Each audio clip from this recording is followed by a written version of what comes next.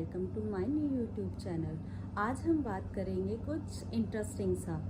Actually क्या है कि सभी को प्रॉब्लम होती है बेबी कॉम्प्लेक्स को लेकर, जो कि जब मेरे बेबी हुआ था तो शुरुआती के दिनों में मुझे भी यही प्रॉब्लम रही थी और मैं सोचती थी कि मेरे बेबी का कलर कैसे फेयर करूं, क्योंकि वो जब हुआ था थोड़ा डार्क था उसका कलर। तो थोड़ा लगता है कि हाँ, थिंकिंग वही पुराने वाली होती है हमारी। मार्केट में काफ़ी सारे प्रोडक्ट हैं जो कि दावा करते हैं कि हाँ, बेबी का कलर फेयर हो जाएगा, इससे आप इसे यूज़ कीजिए। पर मेरा मानना है कि हमें वो प्रोडक्ट यूज़ नहीं करने चाहिए, क्योंकि बेबी का कलर मोस्टली कहा जाता है, साइंटिफिक भी यही है कि वो उसके जीन्स से मिलता है, इसलिए हमें उसको ज़्यादा चेंज करने के पीछे नहीं भागना चाहिए। मैं आप लोगों को बताना चाहूँगी कि बेबी का जो कलर होता है वो उसके बॉन्ड के साथ जो कॉम्प्लेक्शन आता है वो आफ्टर सम टाइम चेंज हो जाता है। 3 से 4 महीने में कुछ हद तक वो कलर चेंज होता है और 6 से 7th मंथ में तो वो ओवरऑल चेंज ही हो जाता है। कई बार आपने देखा होगा कि आप उपटन लगाते हैं बच्चे को, जो कि मोस्टली लोगों के घर में लगाया जाता होगा, जिससे हेयर्स क्लीन हो जाते हैं। हाँ, ये बिल्कुल ठीक है कि आप बच्चे के फेस पर, उसके शरीर पर उपटन का यूज़ कर सकते हैं, जिससे कि उसके हेयर्स क्लीन हो जाएं, क्योंकि जब वो हेयर्स क्लीन होते हैं तो बच्चे का कॉम्प्लेक्स और फेयर दिखता है और उसमें डर्ट भी साफ़ हो जाती है, बच्चे की स्किन भी सॉफ्ट हो जाती है। तो सबसे पहला पॉइंट यही है कि आप उपटन का यूज़ कर सकते हैं बच्चे को फेयर करने के लिए। दूसरा पॉइंट कि आप तेल मालिश यानी उसकी कम से कम 2 से 3 बार दिन में मसाज कीजिए, जिससे कि उसकी बॉडी स्ट्रांग हो, स्मूथ हो और अच्छे से मॉइस्चराइज रहे। Next, moisturise. आपको बच्चे की स्किन को हमेशा मॉइस्चराइज करना है। 2 से 3 बार मॉइस्चराइज़र क्रीम लगाइए। अगर आप वह नहीं करेंगे तो आप देखेंगे बच्चे की स्किन पर छोटे छोटे लाल दाने निकल आएंगे, क्योंकि यह सिर्फ एक मॉइस्चराइज़र की कमी से होते हैं। बच्चे के शरीर को मॉइस्चराइज करने की बहुत ज़रूरत होती है, और अगर आप बच्चे की स्किन को मॉइस्चराइज नहीं करेंगे तो बच्चे की स्किन ड्राई हो जाएगी और ड्राई होने की वजह से वो डल लगेगी। और अगर आप मॉइस्चराइज करके रखेंगे तो वो ट्रांसपेरेंट दिखेगी और ज़्यादा ग्लोइंग दिखेगी। इसलिए बच्चे को टाइम से सनस्क्रीन और मॉइस्चराइज ज़रूर करें।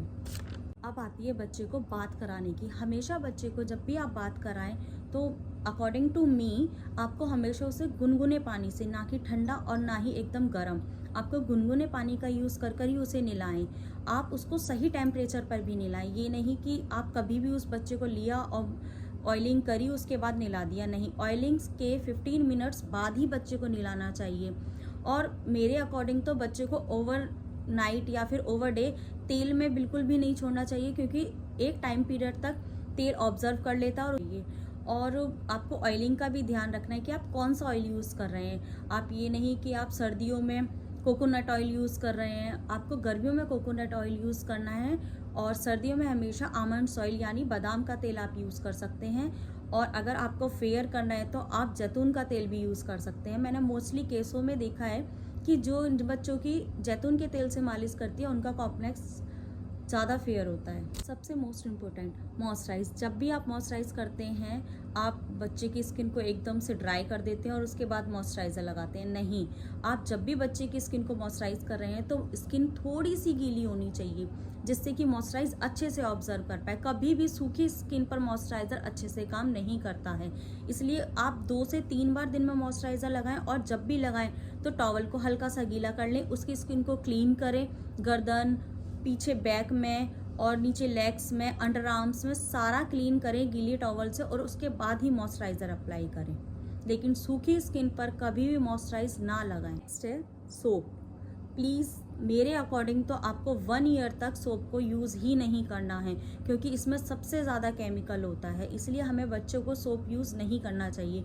अगर बच्चा छोटा है तो आप उसके लिए बॉडी वॉश का यूज़ कर सकते हैं। अगर 6 मंथ के बाद आप उसे दूध, दही, इन चीज़ों का भी यूज़ कर सकते हैं, जिससे कि उसका कॉम्प्लेक्स और फेयर हो जाए। लेकिन प्लीज़ सोप का यूज़ ना करें, क्योंकि ये बिल्कुल भी बेबी के लिए अच्छे। आप अगर बेबी 6 मंथ के हो चुका है तो आप उसे फ्रूट्स भी खिला सकते हैं, जैसे कि ग्रेप्स, ऑरेंज और एप्पल। इन तीनों फ्रूट्स से सबसे ज़्यादा स्किन हेल्थी रहती है, और बच्चों की स्किन हेल्थी करने के लिए हम इन फ्रूट्स की प्यूरी भी बच्चे को खिला सकते हैं।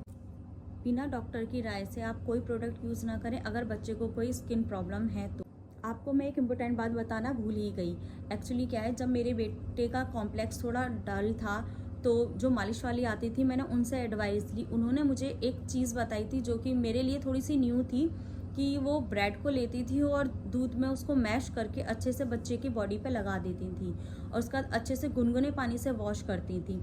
और मे बी अगर आप चाहें तो ये भी यूज़ कर सकते हैं। और मुझे इसका असर दिखा, इसीलिए मैं आपके साथ शेयर कर रही हूँ। और बच्चे के लिए हमेशा सही प्रोडक्ट यूज़ करें। सस्ता देखकर प्लीज़ कुछ ना खरीदें। पहले उस प्रोडक्ट की पूर्ण जानकारी लें, उसके बाद ही उस प्रोडक्ट को बेबी पे यूज़ करें। बच्चे को गोरा करने के लिए हम क्या क्या उपाय नहीं करते, लेकिन जब हमें अपनी मसाज से बच्चे की चीज़ों को चेंज करने से कुछ रिजल्ट मिलता है तो हम उससे बहुत खुश होते हैं। और गाइस सच बता रही हूँ, मुझे भी यही स्टार्टिंग से प्रॉब्लम थी कि मेरे बच्चे का कलर फेयर नहीं था। मुझे लगता था मैं क्या ना यूज़ कर लूँ जिससे कि बच्चे का कलर फेयर हो जाए। इसलिए मैंने भी काफ़ी सारी रिसर्च करी और उसी के बाद मैं ये अपना एक्सपीरियंस आपसे शेयर कर रही हूँ। I hope you like it. आपको मेरी राय अच्छी लगी होगी। और अगर आपके पास भी कोई उपाय है तो मुझे प्लीज़ कमेंट बॉक्स में। इस तरह की इंटरेस्टिंग वीडियो के लिए आप प्लीज़ मुझे लाइक करें, सब्सक्राइब करें और शेयर करें, और कमेंट में भी बताएं आपको मेरी वीडियोस कैसी लगती हैं। आई होप आप अपने घर पर सब अच्छे होंगे। राधे राधे।